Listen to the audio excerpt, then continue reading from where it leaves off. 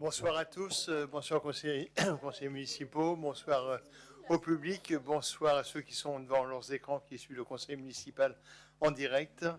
Voilà, bonne soirée. Donc à l'ordre du jour, un conseil municipal relativement... J'ai un peu de points, 13 points à l'ordre du jour, des points surtout administratifs et de validation de quelques décisions. Voilà, donc je vais te donner la parole, Fatia, pour l'appel. Marc Honoré, Présent. François Dazel, Présent. Annie Debré-Girard, Présente. Martin Desaigne, Présent. Céline Chassin, Présente. Daniel Giraud, Présent. Jean-François Desmarais, Présent. Suzanne Jaunet, Présente. Catel Landier, Jacques Tanguy, Présent. Camille Vore, Dominique Desmet, Evelyne Baudichon, Présente. Abdelyamin Deradji, Présent. Alison Zani, Pouvoir à François Dazel. Garib Nagy, Pouvoir à Madame Annie Debré-Girard. Sarah Sabourin, Présente. Yves Fuzet, Présent. Nicole Martin, Véronique Lebarbé, Pouvoir à Evelyne Baudichon. Jean-Paul Desmarais, Landry Nkouka-Milandou, Présent. Fatia Yayaoui, présente, Olivier Le Goff, Absent, pouvoir à Daniel Giraud. Lydie Auguin, Présente. Jean-Marc Justine, Pouvoir à Jean-François Desmarais. Maëva Cruz, Présente. Valentin Guillaume, Michel Foubert, Bonne nouvelle. Un pouvoir. Pour vous. Très bien. Grégory Sanchez,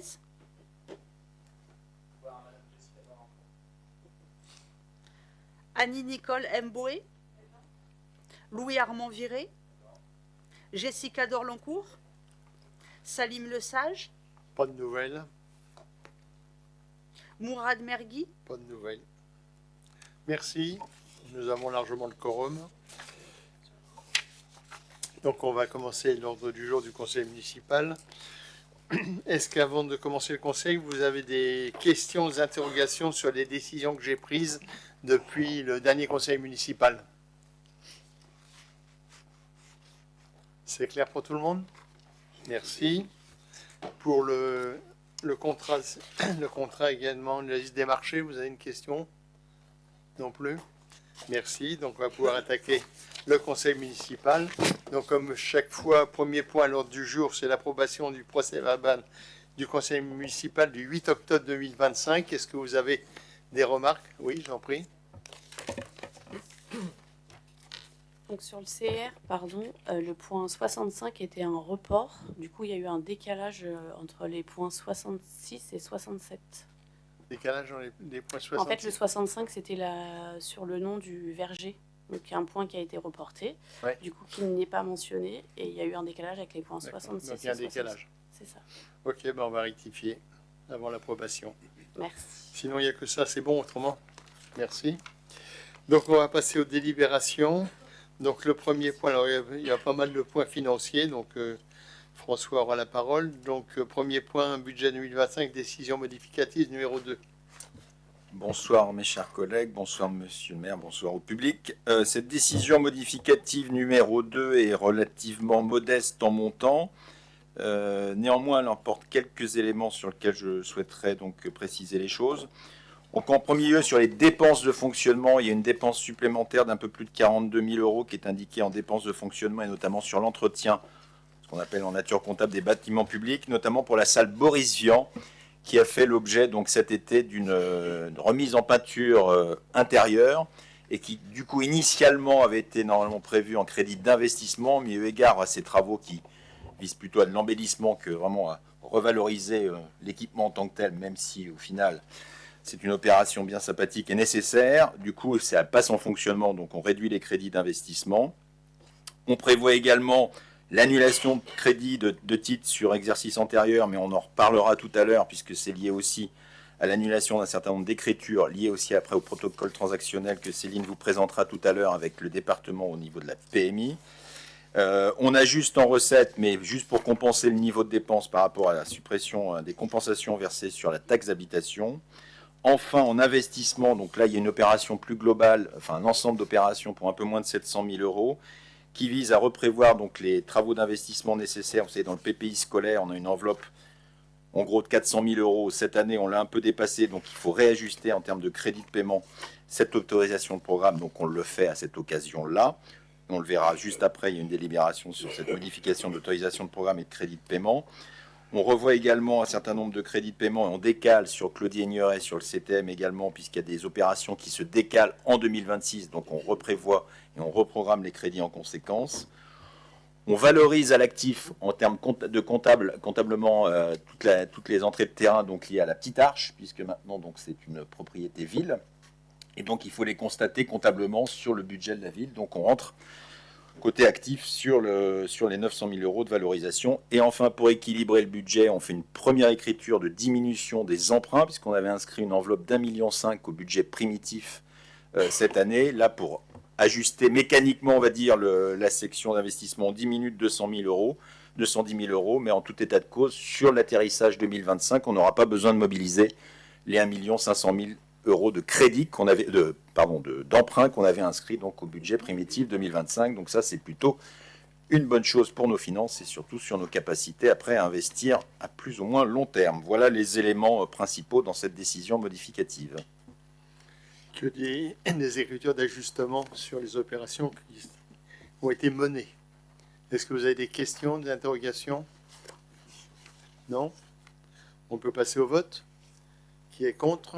Qui s'abstient? Merci. Point suivant, François, toujours.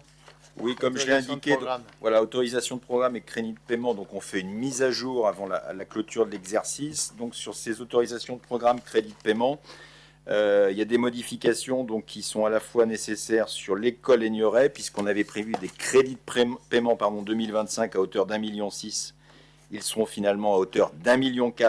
Il y aura 200 000 euros prévus en crédit de paiement 2026. Donc, le montant global reste le même, mais simplement leur prévision annuelle est modifiée. Et enfin également sur le CTM, sur le PPI scolaire, travaux scolaires, on est à 400 000. On modifie à 457 000 puisque, comme je l'ai indiqué, c'est le réalisé effectif de l'ensemble des travaux qui ont été faits cet été. Donc là aussi, on ajuste les crédits de paiement 2025 sur ce sujet-là. Voilà, les autres opérations n'ont pas été modifiées. Est-ce que vous avez des questions?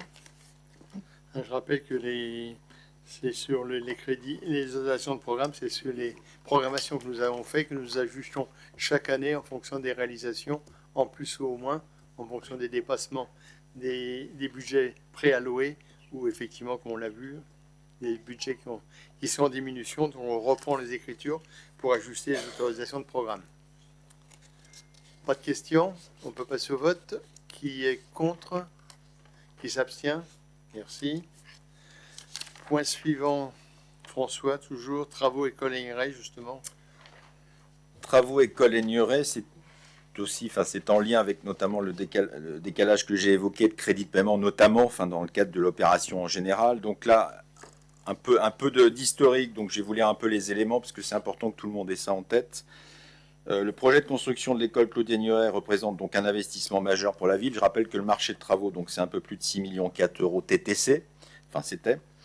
Ce marché de travaux a été lancé avec un début de chantier qui était donc au 7 février 2022. Cet équipement essentiel pour la ville a été livré, finalement utilisé à partir de début janvier 2025. La date d'achèvement quand même qui était prévue des travaux était prévue le 18 mai 2023 pour une rentrée à l'époque pour septembre 2023 initialement. Je rappelle également que ce projet, on va dire emblématique en termes de réalisation sur ce mandat-là, avait été initié au précédent mandat, puisque je rappelle que le concours de maîtrise d'œuvre qu'on avait choisi l'architecte en MADEC a eu lieu en 2019.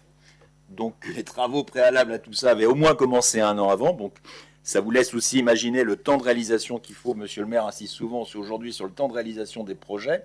Et même des projets dont on est totalement, on va dire, en maîtrise d'ouvrage. Vous voyez, entre 2018 la préparation et 2025 la livraison, je vous laisse calculer le temps qu'il a fallu. Néanmoins, ce chantier a malheureusement vécu, on va dire, quelques aléas importants, puisque, bien évidemment, il est intervenu en plein Covid. Il y a eu ensuite la crise suite à la guerre en Ukraine. Il y a eu malheureusement aussi l'incendie d'un dépôt de l'entreprise Billet pour le stockage du bois. Donc tout ça a fait qu'il y a eu un certain nombre de retards. Au vu des éléments et concernant cependant, on va dire que les études qu'on a approfondies et qu'on a menées avec nos services en lien avec la maîtrise d'œuvre et notre avocat mettent en évidence qu'il y a un certain nombre d'entreprises pour lesquelles une exonération proposée n'est pas de la responsabilité de ce retard global. C'est-à-dire qu'il y a eu 15 lots sur ce marché et en gros il y a 10 lots qu'on considère et notamment 4 entreprises qui sont elles plutôt, on va dire, responsables des retards.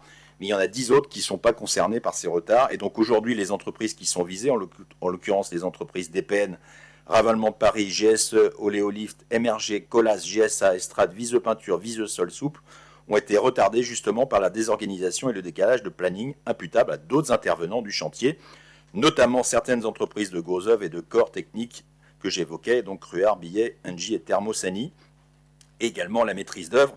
Ainsi, le retard n'étant pas imputable à ces sociétés, les pénalités ne doivent pas leur être appliquées. Je rappelle que ces pénalités de retard sont prévues dans les clauses, on va dire, administratives, les CCAP.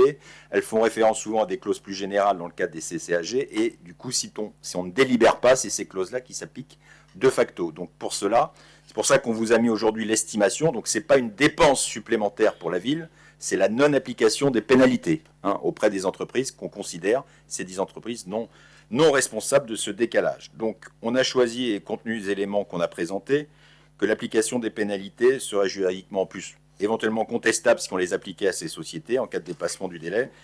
Et du coup, l'objet de cette délibération vise justement à reconnaître que cette réalité juridique est factuelle. Les entreprises concernées ont formalisé également des réclamations contre l'application de ces pénalités. Une non-exonération les obligerait à engager un contentieux devant le tribunal administratif en cas de saisine du juge. L'issue serait inéluctablement défavorable à la ville compte tenu des éléments prouvant la non-responsabilité de ces entreprises. Le coût pour la collectivité serait alors triple, le risque de perdre le procès, le risque de devoir annuler les pénalités, qu'on aurait donc titrées et constatées en recettes, l'obligation de verser des indemnités, des intérêts moratoires à ces mêmes entreprises, et enfin, et ce n'est pas le moindre, l'engagement de frais d'avocat importants pour la défense de la ville. Afin de garantir la bonne exécution financière des marchés, de permettre la clôture des comptes avec la trésorerie et d'éviter un contentieux coûteux et à l'issue très incertaine pour la ville, il est proposé donc d'accorder l'exonération aux 10 entreprises que j'ai mentionnées un petit peu plus haut. Voilà les éléments qu'on souhaitait donc soumettre ce soir au conseil municipal pour appliquer l'exonération de pénalités de retard pour ces 10 entreprises.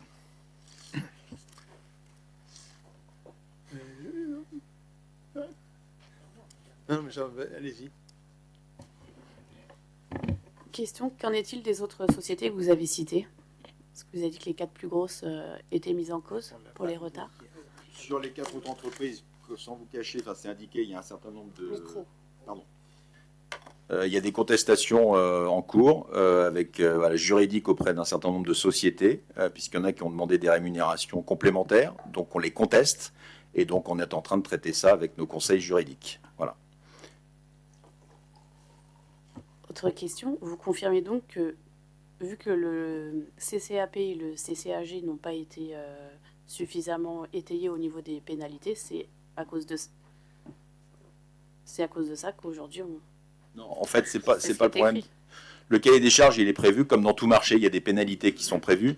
Simplement, quand on a émis, le maître d'œuvre a émis les ordres de service prévoient une date de démarrage, une date de clôture. Et en fait, ces modifications-là n'ont pas été faites. Donc, ce qui fait foi, notamment auprès du trésorier public, c'est de dire, voilà, à partir du moment où vous avez mis un ordre de service à une date donnée, il y a un dépassement d'un certain nombre de jours, il y a application, on va dire, mécanique des pénalités. Voilà, donc du coup, pour que cette application ne soit pas mécanique, il faut une délibération du conseil municipal pour exonérer de facto les entreprises concernées. Puisque pour ces 10 entreprises-là, on considère, à juste titre, avec nos conseils, avec l'ensemble des services de la ville, et avec le maître d'œuvre, qu'elles ne sont pas responsables de ce dépassement de date. Voilà. A contrario, ça veut dire que les autres peuvent être responsables aussi du dépassement. Les 4 autres ou 5 autres qui restent. C'est pour ça que j'ai demandé qu'est-ce qu'il en était des 4 autres. Après, c'est des négociations. Donc, voilà. qui est responsable et à quelle hauteur pour chaque entreprise. Ce qui n'est pas évidemment facile. Quand vous avez un chantier qui est retardé de 5 ans, ça peut aussi poser des difficultés pour nous, pour la livraison, mais aussi pour les entreprises, notamment celles-ci, qui avaient suspendu leurs travaux pendant la période, dans la mesure où c'était prévu dans leur cahier des charges et qu'ils n'ont pas pu réaliser au moment voulu. Voilà. C'est pour ça qu'on décide de les exonérer compte tenu des éléments. Si on allait un peu plus loin, je pense qu'on serait, comme l'a dit François tout à l'heure, pas en difficulté, mais on serait amené à payer des pénalités et même à rembourser des pénalités. Je précise en plus, comme aujourd'hui, et c'est logique parce que c'est une volonté du Code de la commande publique, qu'on allotisse au maximum, c'est-à-dire que certaines entreprises, du coup, PME, puissent candidater et être retenues, ce qui est une très bonne chose. Mais aujourd'hui, voilà, sur un marché comme ça, c'est 15 lots. Donc vous imaginez bien, sur un même chantier, le pilotage et l'interaction entre 15 corps de métier est loin d'être évident. Donc ça fait aussi partie des éléments, bien évidemment, qu'on a analysés. Mais c'est pour ça que voilà, tous les corps d'État et tous les lots ne sont pas dédouanés, si je puis dire. Voilà. Et le plus important, François a fait allusion, c'est j'ai un incendie dans la principale entreprise de fourniture de bois, puisque je rappelle c'est une école en bois, tout a brûlé. Donc imaginez retrouver une entreprise qui repart avec tout ce qui est des contraintes supplémentaires. Voilà. Vous avez une question, Jean-Paul? Oui, monsieur le maire, tout simplement pour que ça soit clair pour tout le monde, le mot automaticité ayant été utilisé, on n'a rien perçu jusqu'à maintenant. Rien perçu en pénalité, tu veux dire? Oui. Ah ben non, puisque on ne les a pas appliqués, et pour ne pas les appliquer officiellement, on a besoin de cette délibération. Donc il n'y a aucune pénalité d'appliquer. D'autres questions? Non, c'est clair. Qui est contre? Qui s'abstient? Merci. Toujours François. Petite Arche, avenant 2 et 3. Alors, ZAC Petite Arche, avenant 2 et 3, donc sur la convention cadre sans quartier innovant et écologique. Donc là, un petit rappel important, parce que là aussi, c'est un projet voilà, qui a une certaine antériorité, puisque la communauté urbaine et la ville d'Achères avaient été sélectionnées dans le cadre d'un appel à projet sans quartier innovant écologique porté par la commission permanente de la région Île-de-France du 20 novembre 2018 pour le projet concernant la ZAC Petite Arche, quartier de la Gare entre ville et forêt. Ce projet a donné lieu à une convention cadre approuvée par le Conseil communautaire du 12 décembre 2019 et par le Conseil municipal, ici même, du 20 février 2019 et a été signée en avril 2019. Cette convention précise les objectifs d'aménagement, d'innovation et d'écologie du quartier et le programme d'action composé en 5 opérations. 4 opérations qui étaient portées par la ménagère directement dans le cadre de la ZAC, pour un montant d'un peu plus de 9 millions, 1 million, pardon, non 9 millions, on aurait bien aimé, 1 938 000, à savoir les aménagements de la place publique Simone Veil, des espaces publics de préfiguration du T13, Maï Jacques Chirac et rue Camille Genazzi, des allées transversales plantées et enfin le parc de la Lisière Saint-Jean. Aujourd'hui, la 5e opération était portée directement par la ville et visait à la construction d'un gymnase semi-enterré qui était donc prévu avec une subvention d'un peu plus de 2 028 000 pour être précis. Les opérations donc qui étaient portées par la Sequano, le concessionnaire de la ZAC, ont été donc achevées et réalisées. Vous avez toutes et tous pu le constater. Donc restait la 5e opération, donc portée directement par la ville, visant à la construction d'un gymnase. Cette construction d'un gymnase, c'est l'image d'Épinal, n'a pas pu voir le jour. Le 17 mars 2023, l'ACU et la ville d'Achères ont proposé à la région un projet alternatif, à savoir l'extension du gymnase actuel situé à la proximité immédiate du lycée Louise Veil, gymnase de la Petite Arche, nécessitant la prolongation de la convention cadre de 2 ans, soit jusqu'au 21 novembre 2025.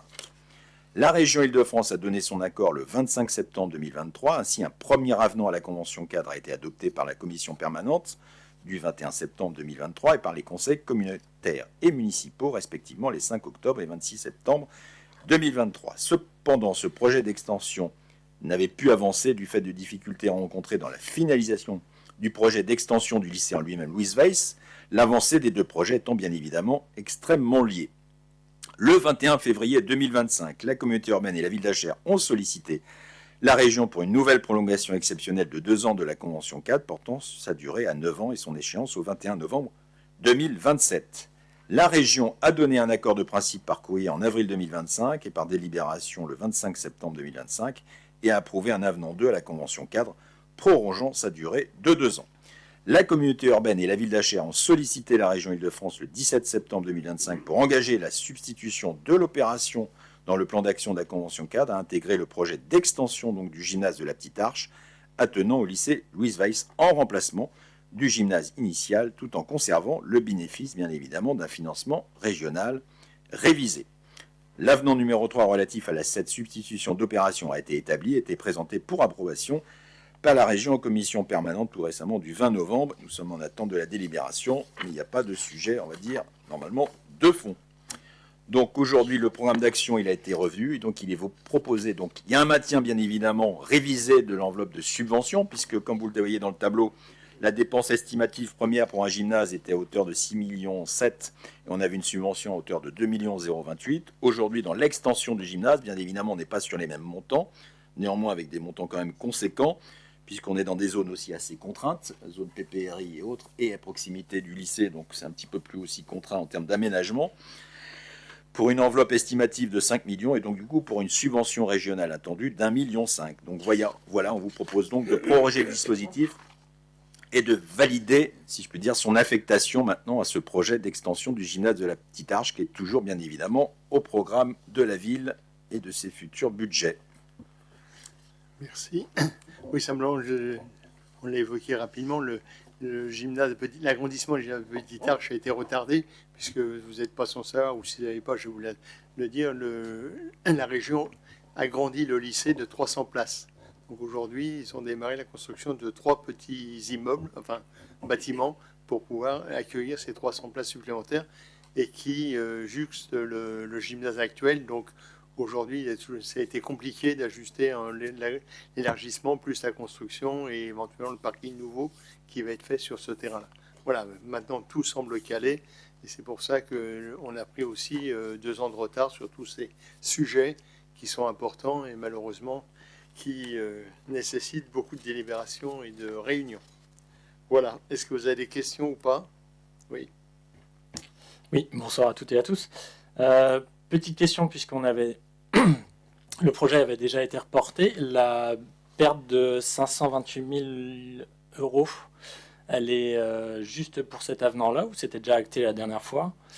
Et deuxième question, rappelez-moi, qu'est-ce qui est prévu du coup à la place de ce gymnase semi-enterré où actuellement il y a un terrain vague avec des grilles? Et pour quelle date aussi, si vous le savez? Merci. Sur l'aspect subvention, le montant d'1,5 million, il est réajusté par rapport aux dépenses subventionnables. Donc comme les dépenses totales diminuent, du coup l'ajustement se fait à ce niveau-là. Donc c'est assez mécanique pour la région. Donc ça c'est quand même affecté, enfin c'est toujours affecté sur ce projet-là. Sur la deuxième partie, sur la partie ZAC, après ça rentre dans le cadre de l'aménagement, on va dire, futur de la ZAC, mais a priori, de toute façon, c'est de l'habitation qui est prévue à cet endroit-là. Voilà. Et pas de date prévue à peu près, non? Comme c'était déjà le cas, parce que je rappelle, c'était un gymnase semi-enterré avec des habitations au-dessus. Donc il n'y a plus de gymnase semi-enterré, mais les habitations sont toujours là. Et aujourd'hui, le délai, ça nécessite des études aussi, et comme on a l'habitude de le dire, des délais très longs entre la faune-flore, enfin tout ce qu'il y a comme études à faire. C'est des projets du mandat suivant, et mis largement. En attendant que, comme les délais vont être longs, est-ce qu'il n'y a pas possibilité de réfléchir avec les habitants du quartier pour faire quelque chose de cet espace qui se l'approprie un peu, sans construire quelque chose en dur, parce que sinon vous ne pourrez pas construire de bâtiment après comme vous le souhaitez. Mais il y aura peut-être une utilité pour, je sais pas, faire une place avec une guinguette, un petit marché, encore une fois pas en dur, pour les beaux jours au printemps et en été. Je pense que ce serait quelque chose qui pourrait être intéressant de travailler avec les habitants du quartier. Je voudrais quand même rappeler qu'il y a derrière le bâtiment, il y a la lisière Saint-Jean qui doit faire quelques hectares sur 2 km. Hein. Donc il y a déjà de quoi faire. S'ils veulent occuper et aller avoir des espaces verts, il y a largement ce qu'il faut aujourd'hui. Je ne demandais pas un espace vert, je demandais un lieu de convivialité et de rencontre Enfin, différent de la lisière la Saint-Jean rencontre qui et est la un lieu protégé. convivialité peuvent se faire effectivement sur la lisière Saint-Jean également. Et en plus, ils auront une convivialité plus importante puisque avec plaisir, on constate que la lisière Saint-Jean est largement fréquentée quand il fait beau en dehors des gens habitant le quartier de la Petite Arche.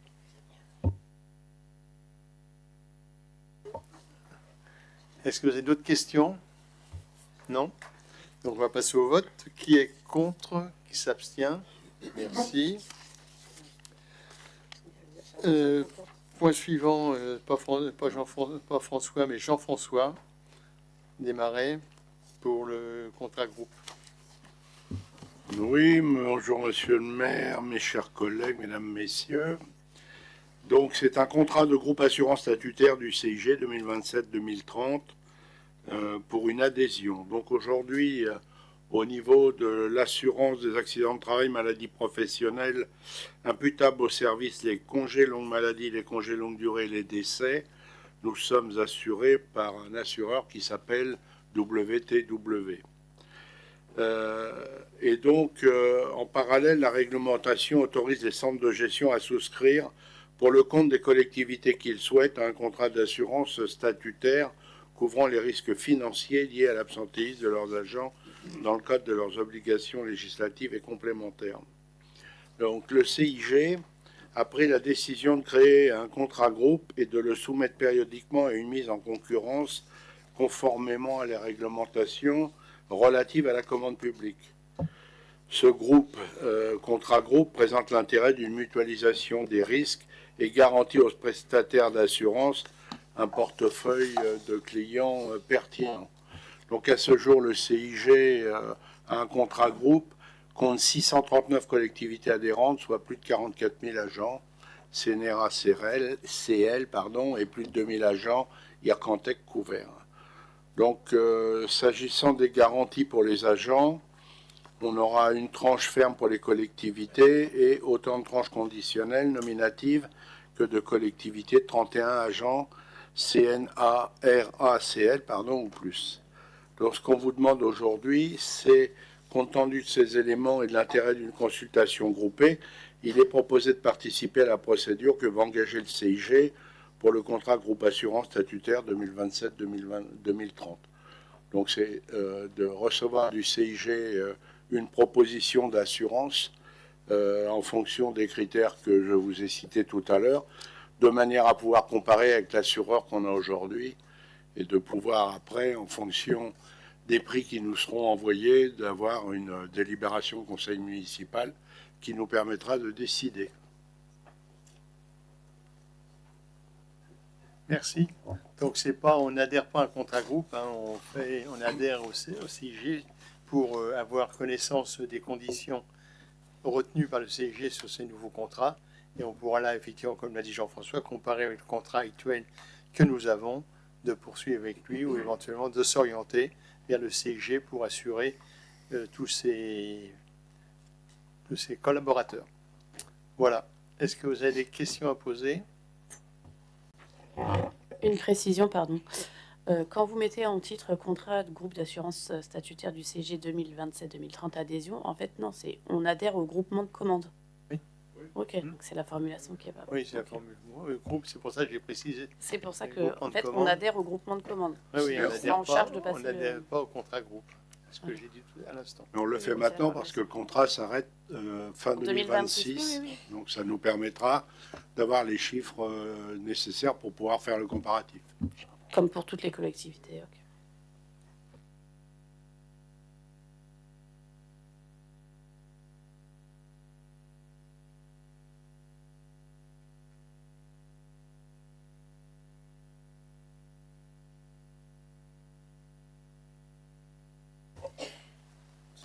C'est tout?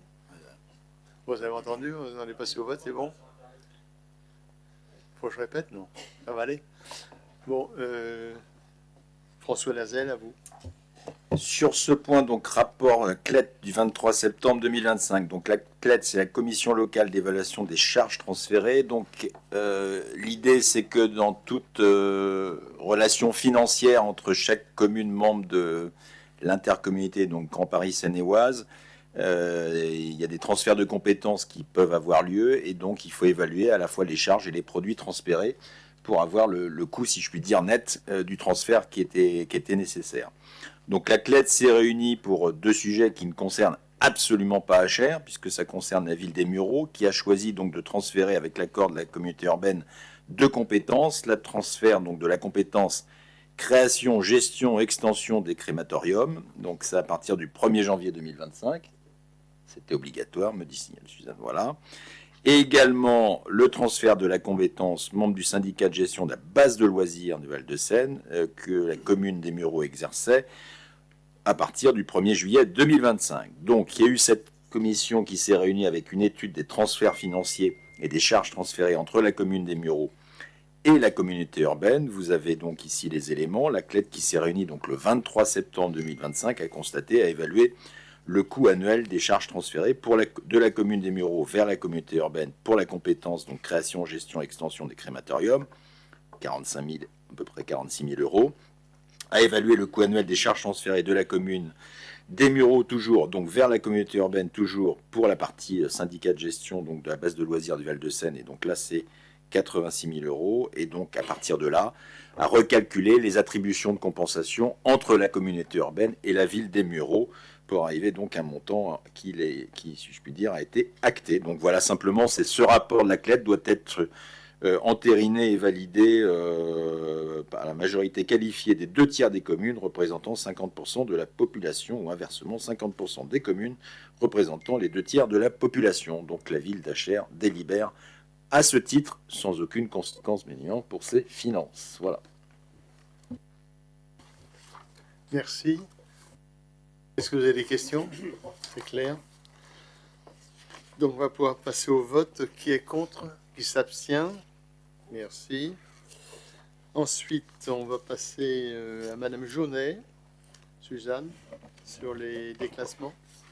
Oui, merci Monsieur le maire, mes chers collègues, mesdames, messieurs. Alors, je ne vais pas faire l'historique de l'exploitation des granulats dans la plaine d'Achères, tout le monde connaît ça par cœur, mais plutôt vous parler du déclassement du chemin de la Garenne, de la route du Petit Port et de la rue du Réservoir. C'était des parcelles dont on a déjà parlé en 2023, puisque ça avait fait l'objet d'un accord de cession voté à l'unanimité par le conseil municipal, et au prix de 79 889 €.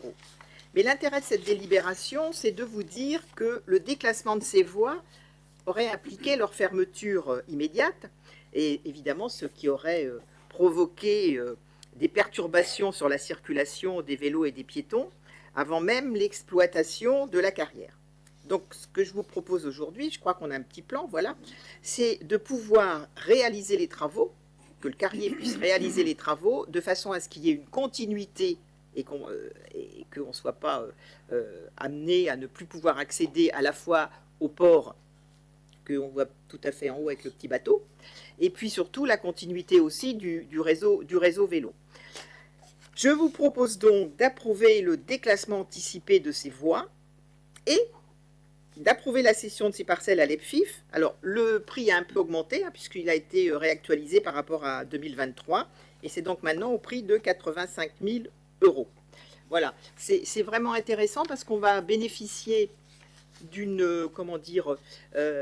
vraie voirie adaptée pour aller jusqu'au port, et ensuite eh bien, d'une liaison douce qui sera toute neuve et qui n'existe pas aujourd'hui. Alors, ça fait encore un petit bout intéressant pour se déplacer à vélo sur la commune d'Achères. Merci. Des questions? Oui, je rebondis sur ce petit bout intéressant pour se déplacer à vélo. C'est dommage que ce ne soit pas plus proche des habitations. C'est la demande des habitants pour circuler en toute sécurité. Ma question va porter non pas sur cette parcelle-là, mais comment on arrive justement à cette parcelle en toute sécurité, parce que si on prend la départementale, c'est pas forcément idéal. Si on coupe par les berges, bon bah c'est des chemins qui sont pas forcément très bien entretenus, et aussi la question de la jonction avec l'étang qui est à plus bas, dont j'ai oublié le nom, l'étang du Cora. Merci, monsieur Dazel. Est-ce qu'il y a des choses de prévues, même si c'est pas le sujet de la délibération, mais je pense que ce serait quelque chose d'intéressant pour les habitants d'Achères et aussi de Conflans qui peuvent passer la Seine et descendre à l'étang du Cora. Oui, merci Monsieur le maire. Vous savez que la communauté urbaine a la compétence sur les voies douces, mais il y a aussi le plan vélo de la région, le plan vélo du département. Je pense qu'il y a beaucoup trop de monde qui s'occupe de toute façon des plans vélos. Il faudrait, ça ferait partie des économies qui pourraient être réalisées par les collectivités. Il y a même l'État aujourd'hui qui s'occupe du vélo. Donc on a bien entendu des projets qui se font au fil de l'eau, puisqu'il faut aussi les financements pour les faire, pour les réaliser. Mais ce qui est intéressant aujourd'hui, c'est de voir qu'il n'y a plus un seul projet qui soit réalisé sans qu'on ait intégré la notion de liaison douce ou de liaison vraiment cyclable. Et ça, c'est extrêmement intéressant parce que je suis assez d'accord avec vous, on a des ruptures, et des ruptures qui sont quelquefois dangereuses. Et c'est ça qui est un problème. Que ce soit moins confortable, c'est un sujet, mais que ce soit dangereux, c'est une réalité. Et il faut qu'on soit, j'allais dire, tous vigilants. Après, ce sont des choix. Quand on réalise des équipements de ce type au niveau de la communauté urbaine, eh ben, le budget qui est pris là, il est effectivement pas toujours affecté à de la voirie, alors qu'il y a aussi beaucoup d'attentes en matière de voirie, parce que les vélos empruntent aussi la voirie, pas seulement les liaisons douces. Donc voilà. Mais on est particulièrement attentif au niveau de la communauté urbaine à ne pas oublier tout ce qui est réseau vélo. Oui. Ce qu'il faut savoir, si vous regardez la carte, où c'est marqué ceinture verte Île-de-France, c'est le chemin des fermes qui effectivement va disparaître et la voie perpendiculaire qui va de la route centrale jusqu'au port. Donc néanmoins, pour remplacer ces deux axes, il y a une nouvelle route qui est prévue en bas, vous voyez, ancienne île du Levant, là, en bas du Ver, qui va relier le port jusque sous le pont de la nationale qui va à Conflans, d'accord, juste en bas. Et là, il y aura une route cyclable, une route carrossée double sens et une piste cyclable. Et ensuite, cette piste cyclable, seulement la piste cyclable, va continuer en parallèle de la Seine pour regagner, je dirais, ce qui existe aujourd'hui à la ferme de la Garenne, parce qu'à la ferme de la Garenne, il y a aujourd'hui l'arrivée de la ceinture verte, là, qui est juste là, et qui est une portion du RERV. Alors, RERV, c'est pas les trams, c'est simplement le vélo qui doit aller de Paris, je ne sais où. Le problème, c'est qu'il y a un peu, là aussi, c'est un peu haché, puisqu'il ça peut le faire passer, puisque l'ONF ne veut pas qu'il passe dans la forêt, et Maison Lafitte ne veut pas qu'il passe dans le parc, la suite. Donc là, on va avoir un bout, effectivement, qui peut être utilisé par les gens du secteur, mais pour faire venir de plus loin de Sartrouville, et ainsi de suite. Aujourd'hui, il y a un blocage que personne n'autorise de passage de ce RERV. Et donc là, après, quand il va arriver là, il a passé la passerelle de Conflans pour regagner parce qu'il y a une voie cyclable qui va sur Rouen, on sait où c'est. Le Havre, c'est ça. Donc il va regagner Ah, il y a le Paris-Londres. Paris-Londres, non, c'est ça, je voulais. Paris-Londres. Paris-Londres également. Voilà, donc ça, c'est effectivement, on supprime une voie douce aujourd'hui pour en créer une nouvelle voie avec une voie d'accès au port, puisque c'est important, c'est une activité commerciale. Et je rappelle également qu'aujourd'hui, entre l'arrivée en bas du Ver, il y a une piste cyclable qui est terminée ou presque terminée, qui va rejoindre de cet endroit-là la passerelle de Conflans. Actuellement, il y a une belle piste cyclable qui est en cours de construction, qui doit être terminée ou à peine, qui va être terminée dans les prochaines semaines. Voilà. D'autres questions? Non? On va pouvoir passer au vote. Qui est contre? Qui s'abstient? Merci.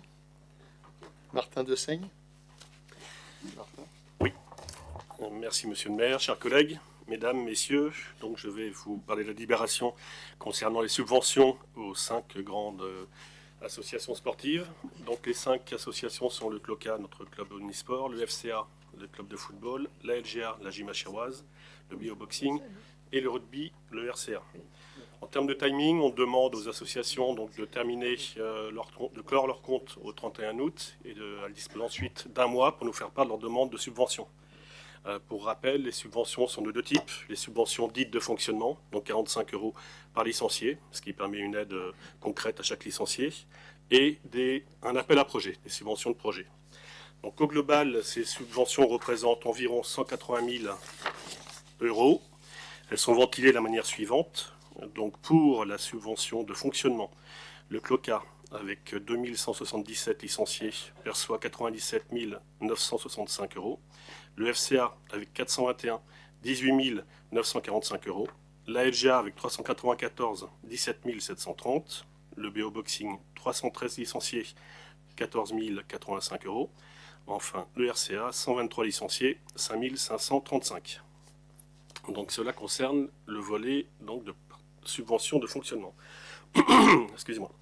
Concernant donc les appels à projets, donc comme je vous l'ai mentionné, les associations font part de leurs projets. Certains sont retenus, évidemment, dans une enveloppe contrainte du budget global. Donc, ont été retenus cette année pour le CLOCA 2 projets. Donc, pour la section tennis de table, un créneau ping-pong bien-être, donc une subvention pour un entraîneur et du matériel. Pour la section cycle, une aide à la participation au championnat européen de VTT, donc pour un jeune et son entraîneur. Et nous contribuons à une partie du déplacement pour ces deux personnes. Pour les BO Boxing, comme on l'avait dans la lignée de ce que l'on a fait jusqu'à présent, donc une aide à la formation et à l'encadrement, donc une subvention pour 2 éducatrices pour un montant de 6 000 €. Enfin, pour le RCA, un certain nombre d'actions, notamment une sortie donc de l'école de rugby pour un match du Stade français. Donc la participation à un match, donc ça c'était le deuxième point. Pour le premier, un déplacement pour un tournoi, donc transport et restauration. Et enfin, pour un tournoi de R5, donc le rugby à 5, donc on a pu voir une démonstration lors d'Octobre Rose, donc à Reims ou à Chartres. Donc l'ensemble de ces projets se monte environ à 25 000 €. Ah, désolé. Oui, effectivement, et c'est en plus quelque chose d'important. Le FCA, donc effectivement, il y a une volonté forte de développer la section féminine. Il y a eu des hauts et des bas avec cette section. Là, il y a une volonté de recruter 2 éducatrices pour pouvoir structurer au mieux. Un des problèmes au niveau de la section féminine, c'est qu'il y a des âges qui sont assez différents, donc c'est pas évident de pouvoir faire des entraînements efficaces. Et donc il y a vraiment une volonté d'aller chercher de nouvelles adhérentes et donc d'avoir un travail de fond pendant l'année qui vient. Donc voilà pour le FCA. Il y a aussi, décidément, aussi une aide pour les tournois, donc pour les plus jeunes. Notamment, il y a la volonté d'un tournoi international en Espagne et aussi en France, dans le sud de la France. Donc ce qui vous est demandé, c'est donc au titre de l'article 1 de valider les subventions dites de fonctionnement pour le montant global de 154 260 €. Au titre de l'article 2 de valider les subventions exceptionnelles pour un montant de 25 404 €. Et enfin l'article 3 d'allouer ce budget donc au compte 65 74 8. Merci. Donc, simplement une remarque avant de passer au vote ou répondre à vos questions. Hein, sur les 5 plus grosses associations sportives, il y a quand même 3400 adhérents sur ces 5 associations. Donc, ça veut dire aussi, on répond là aussi largement à une demande. C'est peut-être pas encore suffisant peut-être, mais déjà on a pour les 5 sections cette année des chiffres en hausse aussi qui continuent à évoluer depuis quelques années. Voilà. Est-ce que vous avez des interrogations? Non? C'est clair? Donc si c'est clair, on va pouvoir passer au vote. Qui est contre? Qui s'abstient? Merci. Point suivant, comité des offres sociales. Je vais passer la parole à Jean-François à nouveau. Oui, monsieur le maire. Dans le cadre donc de la poursuite de sa politique d'action sociale destinée aux agents de la ville et du CCAS, la ville subventionne le comité des œuvres sociales afin de poursuivre le développement des activités culturelles, loisirs, prestations d'action sociale pour les agents et leurs familles. Pour rappel, le comité des œuvres sociales de la ville d'Achères et de son CCAS est une association ayant pour vocation l'activité sociale, le sport, la culture et plus généralement l'épanouissement intellectuel et physique des agents de la ville d'Achères, de son CCAS au travers notamment des buts fixés dans ses statuts. Donc, en 2024, un avenant avait été signé car les locaux de l'association du COS ont été déplacés au 22 rue Voltaire à Achères et sont dorénavant partagés par le COS, la CGT et Force ouvrière. La convention d'objectifs fixée est celle de mise à disposition des locaux. Ayant pris fin le 31 décembre 2024, un avenant a été proposé afin de prolonger d'une année supplémentaire ces conventions, soit du 1er janvier 2025 au 31 décembre 2025. Dans le courant de cette même année, plusieurs rencontres ont eu lieu avec les membres du COS afin d'échanger sur différentes modalités telles que les prestations proposées, le coût de la billetterie, le nombre croissant de bénéficiaires et bien sûr le montant de la subvention versée. Donc après concertation et passage en CST, il est donc proposé les évolutions suivantes. Nouvelle convention pluriannuelle d'une durée de 2 ans, donc 2026-2027, vous rappelant quand même que fin 2026, il y aura des élections professionnelles. Le montant de la subvention ville demeure forfaitaire, mais il est réévalué à 140 000 euros. Donc aujourd'hui, il était de 135 000 euros. Et donc, nous avons donc décidé de rajouter 5 000 euros supplémentaires pour cette année et l'année prochaine, afin de pallier à tout ce qui était augmentation du prix des billets de cinéma, prix des billets piscine, etc. Donc l'abonnement de la subvention de la ville pour 2025 est à hauteur de plus 5 000 euros afin de faire face à l'inflation des prix tels que je vous l'expliquais. Dans le cadre des obligations comptables et pour des raisons économiques, la certification par un comptable n'est plus exigée. Donc, de nouvelles conventions pluriannuelles annexées à la présente note sont donc proposées pour les années 2026-2027. Il vous est donc proposé de verser au COS la somme complémentaire de 5 000 euros au titre de l'année 2025 et vous dit que les crédits sont bien inscrits au budget et seront à inscrire de la même manière au budget 2026. Merci. Donc, comme je vous le disais tout à l'heure, cette convention a été passée en CST et donc votée à l'unanimité. Merci. Est-ce que vous avez des questions sur cette augmentation et cette nouvelle convention pour 2 ans? Donc on va passer au vote. Qui est contre? Qui s'abstient? Merci. Point suivant, Céline. Merci, Monsieur le maire, mes chers collègues, mesdames, messieurs. Nous allons aborder une délibération qui concerne le protocole transactionnel de la ville d'Achères avec le département des Yvelines concernant la PMI d'Achères. Dans le but de faciliter l'action du département des Yvelines en matière de protection maternelle et infantile, la PMI, la commune d'Achères a conclu avec le département des Yvelines une convention d'une durée de 3 ans allant du 1er janvier 2021 au 31 décembre 2023, portant sur la mise à disposition de locaux et de personnel. En 2022, un différend est apparu entre les parties au sujet des montants à verser à la commune d'Achères pour la mise à disposition du personnel au titre de l'année 2022. La convention signée le 3 mai 2021 a pris fin le 31 décembre 2023. Les effets de la convention ont perduré malgré l'absence de renouvellement de la dite convention et l'activité des services de protection maternelle et infantile du département des Yvelines s'est poursuivie dans les mêmes conditions au sein de la commune d'Achères au titre des années 2024 et 2025.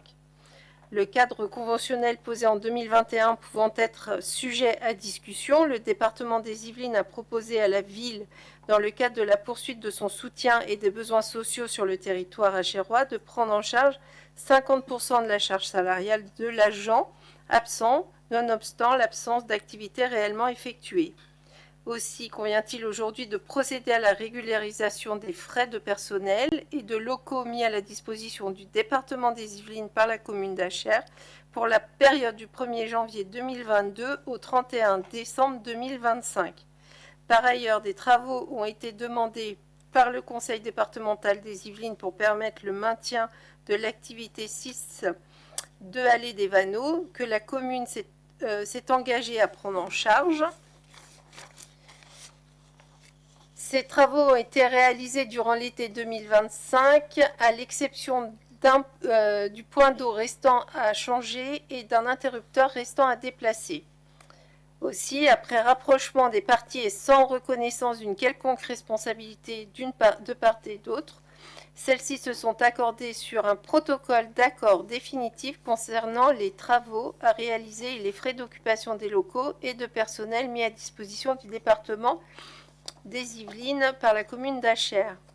D'un commun accord, le présent protocole emporte donc transaction au sens des articles 2044 et suivants du Code civil et fait obstacle à l'introduction par l'une ou par l'autre des parties d'une action de justice de quelque nature que ce soit, devant quelconque juridiction ayant même objet en application de l'article 152 du même Code. Donc chacune des parties s'engage ainsi à exécuter de bonne foi et sans réserve la présente transaction établie conformément aux dispositions des articles 2044 et suivants du Code civil. Donc le montant définitif des sommes dues par le département des Yvelines et la commune d'Achères pour les périodes courant 1er janvier 2022 au 31 décembre 2025 a été arrêté conjointement par les parties à hauteur de 159 653,02 €. Donc les recettes sont inscrites au budget. Donc là, il convient d'approuver le protocole d'accord portant sur la convention de mise à disposition des locaux et de moyens personnels du département des Yvelines par la commune d'Achères, signé le 3 mai 2021, de dire que le montant définitif des sommes dues par le département s'élève à 159 653,02 € TTC pour les périodes du 1er janvier 2022 au 31 décembre 2025 et d'autoriser Monsieur le maire à signer le protocole. D'accord. Merci. Est-ce que vous avez des questions? Oui, Monsieur Desmarais. Monsieur le maire, je conclus donc de cette délibération que les nuages qui s'étaient amoncelés au-dessus de l'activité de PMI sur la ville d'Achères se sont dissous dans le vide et que maintenant cette activité-là est une activité ferme et définitive. Le soleil brille maintenant. Non, effectivement, pour être plus sérieux, donc effectivement, on pouvait, alors, il y a eu effectivement, je rappelle, pour historiquement, il y a eu 2 centres de PMI il y a quelques années, qui a été regroupé simplement sur le centre des Vanneaux, donc dans des locaux qui effectivement, compte tenu du regroupement, n'étaient pas forcément adaptés ou nécessitaient des travaux, mais il y avait effectivement un peu d'ombre sur le dossier entre le département et la ville d'Achères. Donc c'est pour ça que, compte tenu du travail important qui est réalisé par la PMI, parce qu'ils ont fêté leurs 80 ans cette année, il y a quelques mois, il y a un mois et demi, on les a rencontrés en plus à ce sujet-là. Donc ils sont très satisfaits d'être à Achères. Ils interviennent dans pratiquement toutes les écoles maternelles et ils font un travail assez remarquable. Donc ça aurait été dommage que l'orage continue sur ce type d'équipement. Voilà, et donc aujourd'hui, les travaux sont faits, il reste encore 1 ou 2 bricoles à faire. L'accord est passé, donc ça peut continuer sereinement dans les années qui viennent. Voilà. Dans la délibération, il y a une phrase dont l'ambiguïté mérite quand même un éclaircissement. Aussi, après rapprochement des parties et sans reconnaissance d'une quelconque responsabilité de part et d'autre. Oui. Ce qui veut dire... C'est-à-dire que quand il y a un peu de difficulté, on ne sait pas, la responsabilité, elle est où? Donc on ne donne pas de responsabilité à ni l'un ni l'autre, mais on se met d'accord. Voilà, donc on ne va pas montrer du doigt. C'est pas beau d'ailleurs de montrer du doigt, donc on a trouvé un accord après négociation, on va dire, ou rapprochement. Madame Jaunet, je crois que vous vouliez parler, non? Quand les questions auront été il posées. y en a pas d'autres. Oui, monsieur le maire, je vais faire comme je l'ai fait au conseil départemental vendredi dernier, je me déporte, c'est-à-dire que je ne prends pas part au vote, puisque il peut y avoir éventuellement conflit d'intérêts. C'est extrêmement compliqué maintenant. Donc, au département, on a la moitié de la salle qui sort quasiment sur toutes les délibérations. Donc, voilà, je me déporte aujourd'hui de ce vote. Très bien, merci. D'autres questions, d'interrogation? Oui. En fait, c'est la question que j'avais posée en commission où nous sommes très très nombreux. La convention que vous êtes en train de négocier à partir du 1er janvier, 2026 aura une durée de combien de temps? Vous étiez dans l'incertitude.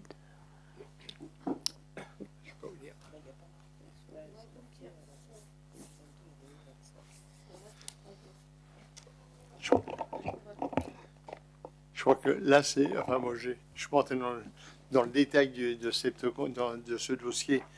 C'est simplement déjà cet accord, c'est l'accord de contractualisation des accords qui ont été obtenus par l'un ou par l'autre.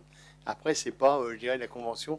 Ce document, c'est pas la convention qui va nous reporter sur 2 ans ou 3 ans avec les conditions d'occupation, avec tout ce qu'on connaît dans une convention d'occupation d'un local, hein, parce que c'est un peu plus compliqué que ça, parce qu'il y a le local, il y a aussi, je crois, le personnel. Mais on en a plus justement le personnel. Notre adjoint est parti à la retraite, donc on n'a plus de personnel. En plus, il doit partir à la retraite, je crois.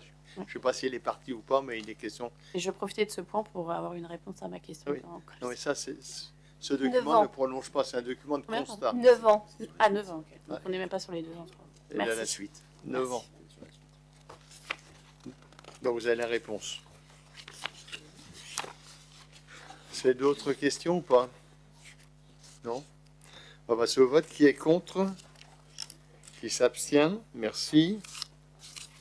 Ensuite, on va repasser à Jean-François pour les régisseurs. Oui, monsieur le maire, c'est l'indemnité de maniement des fonds publics régisseurs. Donc la ville d'Achères, quand elle a eu mis le RIF 7 en place, c'est-à-dire le régime indemnitaire tenant compte des fonctions de suggestion et d'expertise, au 1er janvier 2019, ce régime indemnitaire n'était pas cumulable avec l'indemnité allouée au régisseur, mais pouvait être remplacé par l'attribution d'une part d'indemnité de fonction, de suggestion et d'expertise. Mais un arrêté du 21 janvier 2025 est venu compléter la liste des indemnités pouvant être cumulées avec le RICEPT. Ainsi, l'indemnité de maniement des fonds devient cumulable à compter du 31 janvier 2025 avec le RIF7. C'est pour ça qu'aujourd'hui, nous vous demandons de nous permettre de remettre en place cette indemnité de régisseur, sachant que sur la ville d'Achères, aujourd'hui, on a 3 régisseurs, 2 au sein de la mairie centrale et 1 régisseur au sein du CCAS. Et donc, on a à ce jour un montant d'à peu près 2,3 millions de régies, que ce soit des recettes ou des régies d'avance. Donc voilà, monsieur le maire. Est-ce qu'on a une idée du montant que ça... Alors, pour une des régisseuses, c'est aux alentours de 690 € à l'année. Et pour la deuxième, c'est 72 € à l'année. Donc, c'est pas... Tout dépend du montant manipulé. Tout dépend du montant manipulé, comme vous le dites, monsieur le maire. Très bien. Question? Non, c'est bon? On va passer au vote. Qui est contre? Qui est pour? Non, pardon, qui s'abstient? Je ne voulais pas perturber tout le monde. Voilà. Ensuite, toujours Jean-François. Bien, c'est l'indemnisation des congés annuels non pris pour raison de santé en cas de cessation définitive d'activité. Donc, aujourd'hui, il vous est demandé de bien vouloir accorder le fait que l'on puisse, pour les congés de maladie, en cas de départ définitif, de pouvoir payer ces congés qu'ils ne l'étaient pas jusqu'à ce jour. Donc, pour une part maximum de 20 jours de congés, et ce, pour les personnes qui sont en maladie. Merci.